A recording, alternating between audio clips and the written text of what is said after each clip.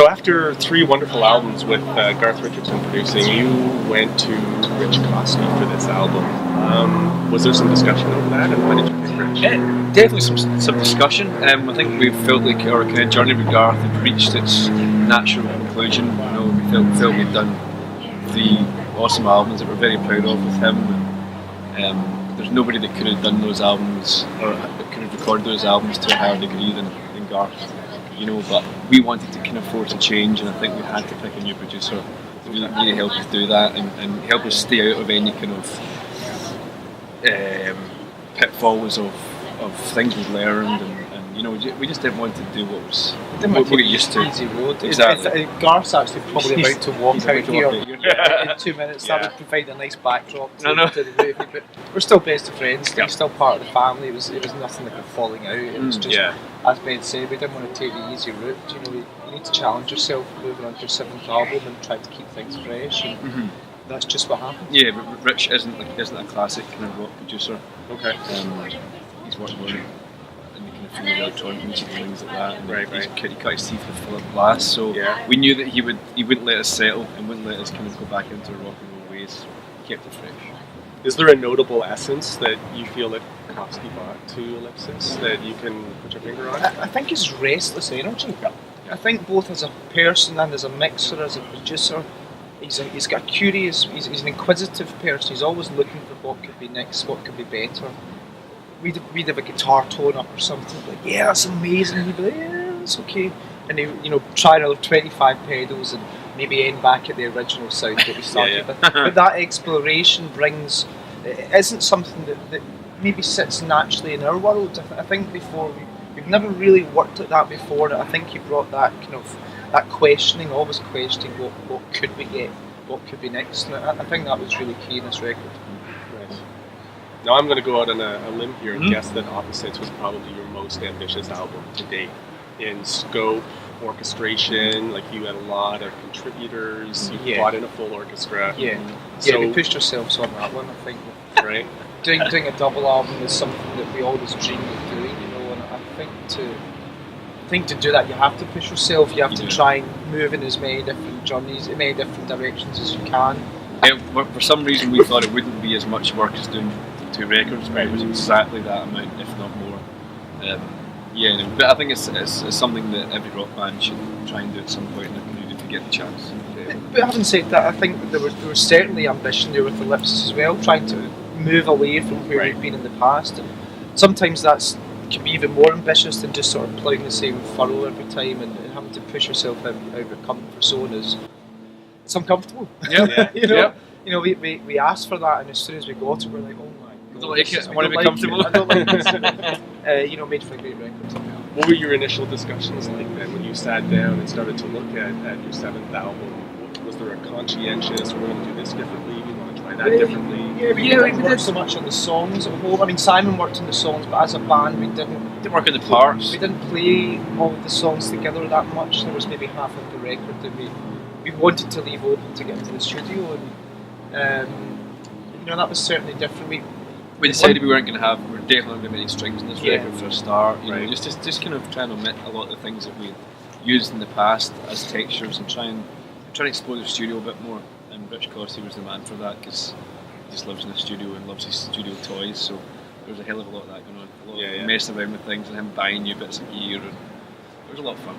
I don't believe you had guest musicians like contributing music to this album, but Simon co-wrote a little bit. We did, Simon. We took when we were talking about it today, we say that we took a year off. It wasn't a year off, it just wasn't a year when we were playing shows or touring. We were still working on songs, and Simon went out to Los Angeles for a couple of months with his wife, just to get away from us, probably to get away from us, do some writing for fun, without thinking, I'm writing for the 7th Biffy record, this everything I do has to be a masterpiece, which is an easy thought process to go through, I think, for Simon leading up to that record. So when he went to LA, it was just to get away, different environment, different headspace.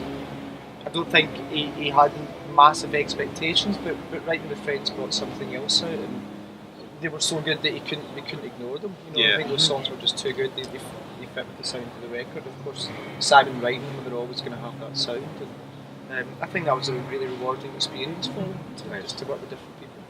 So can we talk a little bit about that incredible video you have for Flammable? Yeah, we can. That was fun. How did that all come together? Was that a concept that was pitched to you, being in a box like that? Yeah, it was. It was a kind of meeting of the lighting of the stars, really, because Samsung wanted to. They were about to release their phone that had the VR capabilities. Right. So they wanted to try and shoot a video in which you could be placed inside the video and look around and be in the box with us.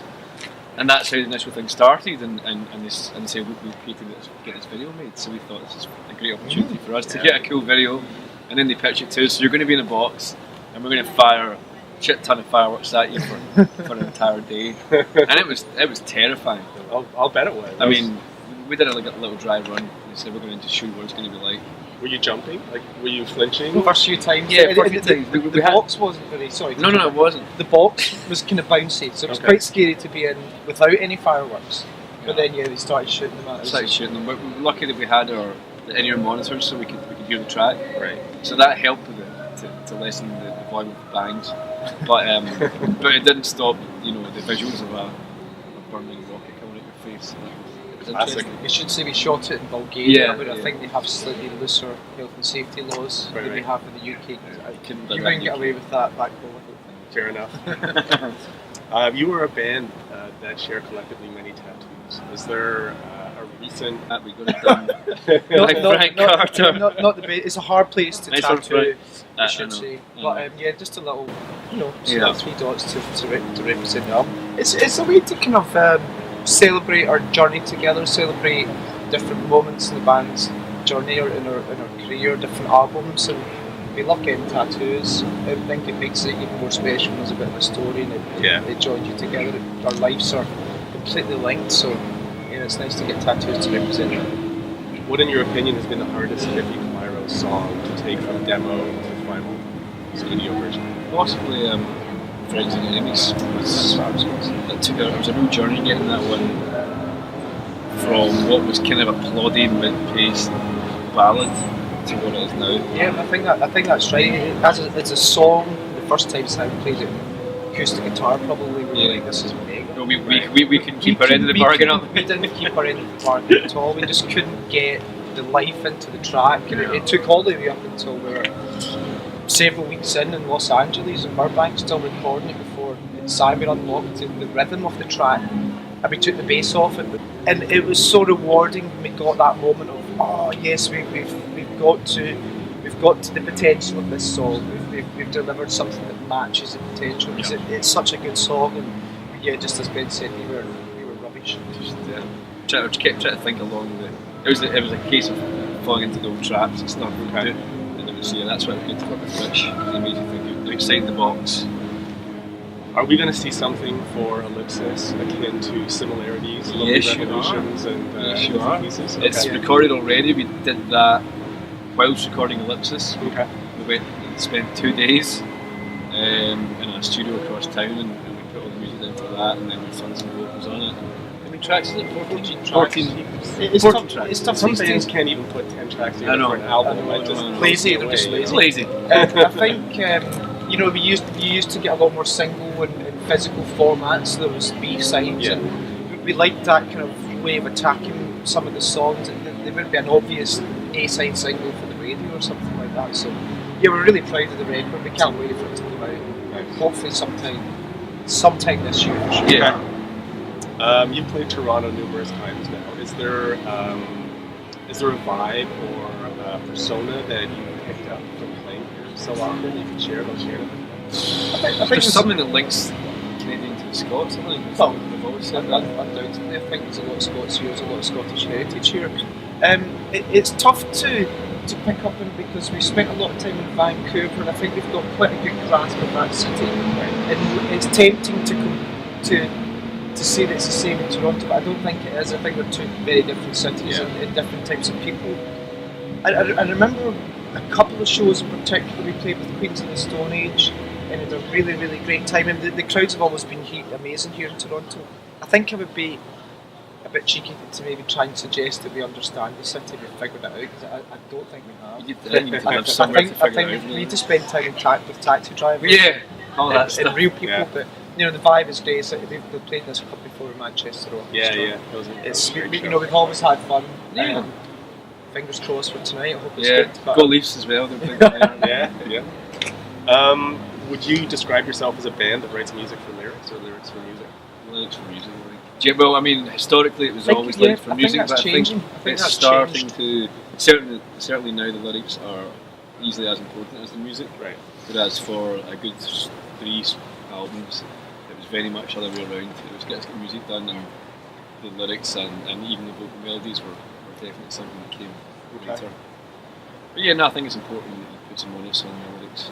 You were very recently announced as opening for Guns N' Roses for a few days in Europe. And Dr. McKagan had some great things to say about Biffy Clyro in his book. And so I have to wonder if that maybe played a part in those dates being announced, do you think? Who knows? What goes around comes around. Yeah, that's it. We had Duff's band out with his walking papers, and we had a great time with those guys. You know, such heroes of ours. Yeah. Hopefully they think we're a good band first and foremost. You know, we don't want to go on there just because we're nice guys. Well, their backs was heard us. I don't know if that's. I wouldn't bet money on that. To be honest, they certainly will have heard us. We were so honoured to join them. You know, probably the first band we fell in love with as young kids. And it just what an honour to be with those. They're just heroes, absolute heroes. Can't wait for that one. Cool. And lastly, the first date in North America you had around this tour was Rock the Range in Columbus, Ohio. Any anticipation or excitement that you got around playing that festival? Yeah, we haven't played many festivals in North America. No. It was something really that we really enjoy, which is feeling like a bit of an underdog, or they've got something to prove, or not. Yeah, people don't expect anything, and I think we like that position. Yeah, I think there's a lot of people in America that will have heard of Biffy Clyro, but they maybe written us off because we're not new, or they don't like the name or whatever. Right. And I think a festival stage is a good place to really win some new fans. I'm personally really looking forward to it. Yeah, it looks like a great lineup. I'm going to go down. Oh, you are? Awesome. Frank Carter, Dinosaur. I know. It's incredible. incredible. So many great bands. It's incredible. And to get a chance to kind of prove yourself, it's not a battle, but to get a chance to prove yourself amongst these great bands that you respect so much. Your first Canadian show was at a festival. It was. Festival. Yeah, that's right. We were talking about that today. Fest, yeah. We went down to. That was a really good gig. Yeah, it was great. It was really good fun. Yeah. Really good fun. Around Puzzle. Yeah. Christ, I remember that. A long time ago. Wow.